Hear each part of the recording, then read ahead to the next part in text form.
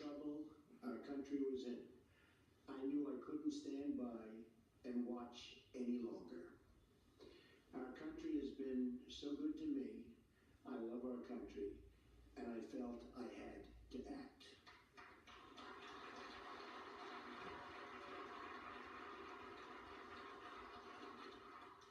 I've seen the system up close and personal for many years. I've been a major part of it. I know how the game works in Washington and on Wall Street, and I know how they've rigged the rules of the game against everyday Americans. The rules are rigged.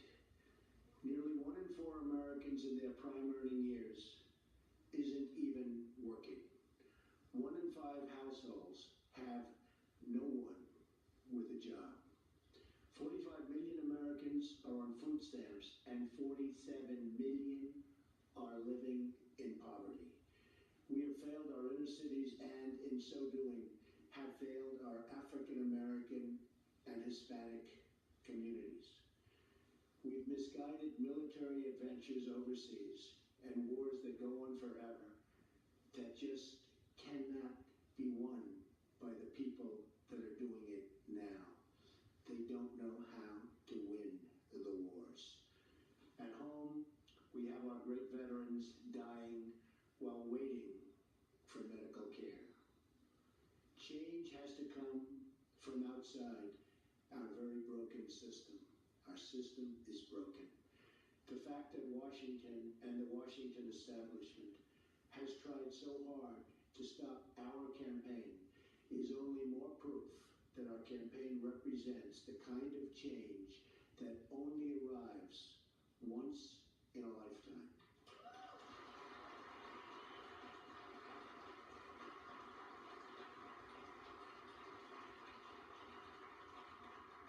The system is totally rigged and broken. First, the issue of voter fraud.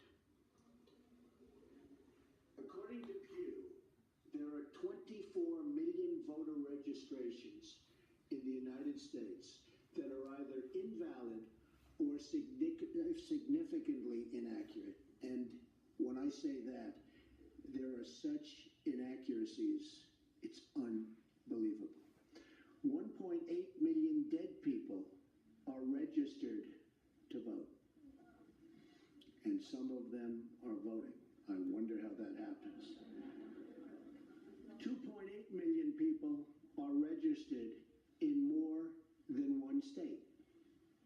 These are numbers, folks. These are numbers. 14% of non-citizens are registered to vote.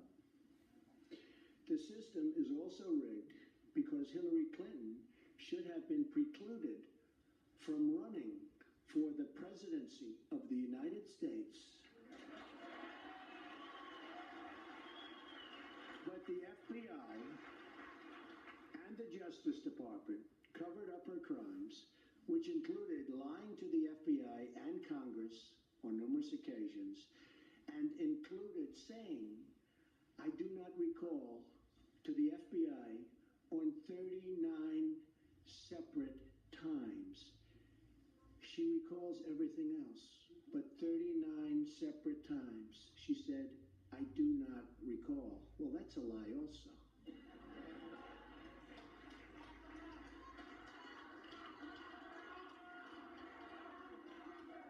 Then there is the deletion of at least 33,000 emails after receiving a subpoena from the United States Congress. That's after receiving the subpoena.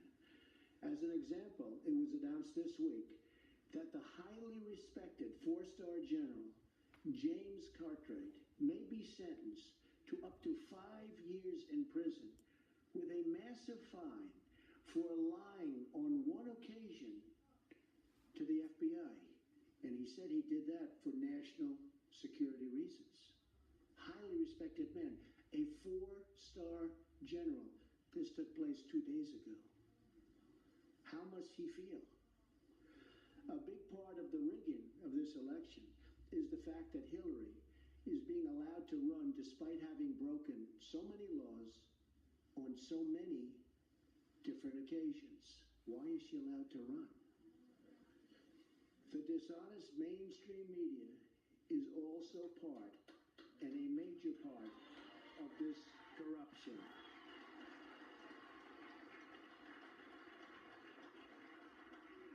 They're corrupt. They lie and fabricate stories to make a candidate that is not their preferred choice look as bad and even dangerous as possible. At my rallies, they never show or talk about the massive crowd size and try to diminish all of our events. On the other hand, they don't show the small size of Hillary's crowds, but in fact, talk about how many people are there. Very small crowds. You know it, they know it, everybody knows it. Over the last 2 days, 3 highly respected national polls said we're in first place.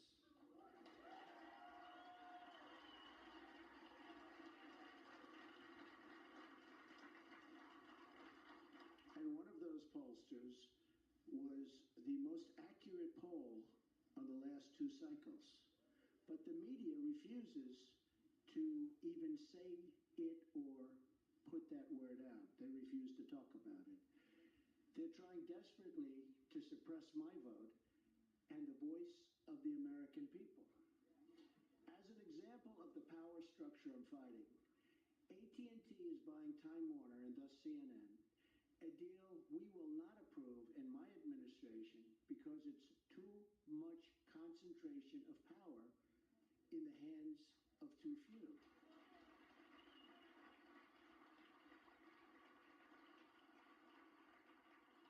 Likewise, Amazon, which through its ownership controls the Washington Post, should be paying massive taxes, but it's not paying. And it's a very unfair playing field. And you see what that's happening and what that's doing to department stores all over the country. Very, very unfair, and you're talking about billions and billions of dollars. They should be paying those taxes. Additionally, Comcast's purchase of NBC concentrates far too much power in one massive entity that is trying to... No special interest, but you, the American voter.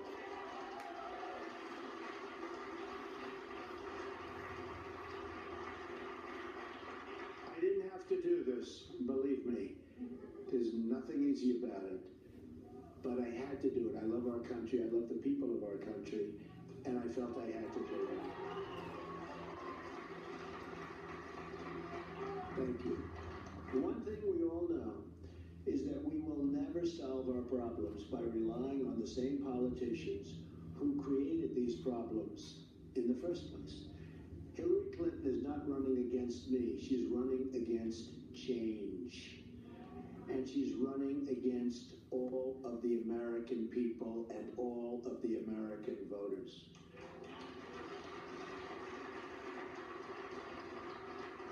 We now find ourselves at that very special fork in the road. Do we repeat the mistakes of the past, or do we choose to believe that a great future, yet unwritten, still lies ahead for us and for our wonderful, beloved country? I think it does. I know it does. My economic plan will deliver at least 25 million jobs in 1 decade. Now, our jobs have been taken away. They've gone to Mexico. They've gone to so many other countries. It's a 1-lane highway where they get the jobs, they get the factories, they get the money, and we get the drugs, and we get the unemployment, and it's going to change. Believe me, it's going to change for us.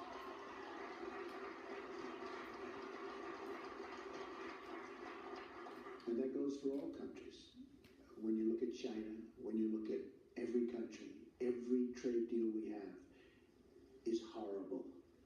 And we should be ashamed of our people and the people that let those deals happen. They're defective, and they knew they were defective.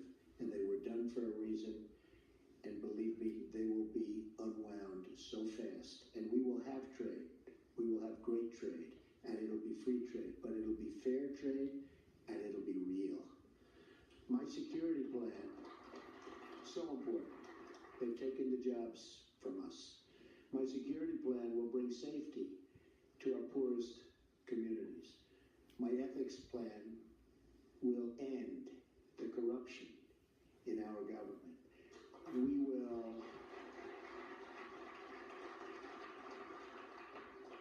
corruption is massive. We will drain the swamp in Washington, D.C. and replace it with a new government of, by, and for the people. That is why I have chosen Gettysburg to unveil this contract. I'm asking the American people to rise above the noise and the clutter of our broken politics and to embrace that great faith and optimism that has always been the central ingredient in the American character. And there's nothing better or stronger than the American character.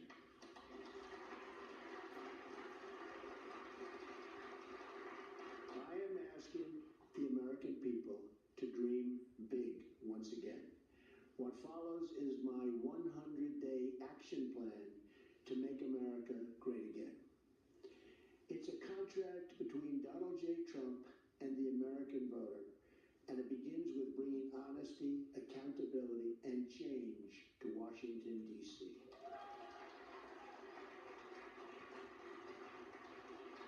Therefore, on the first day of my term of office, my administration will immediately pursue the following 6 measures to clean up the corruption and special interest collusion in Washington.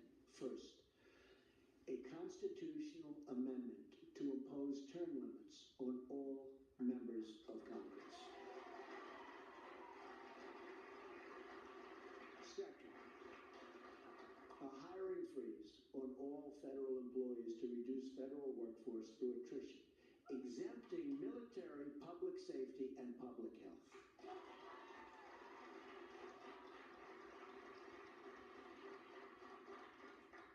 Third, a requirement that for every new federal regulation, 2 existing regulations must be eliminated. Regulations are killing our country and our jobs. Fourth, a 5-year ban on White House and congressional officials becoming lobbyists after they leave government service, making a fortune. Fifth, a lifetime ban on White House officials lobbying on behalf of a foreign government.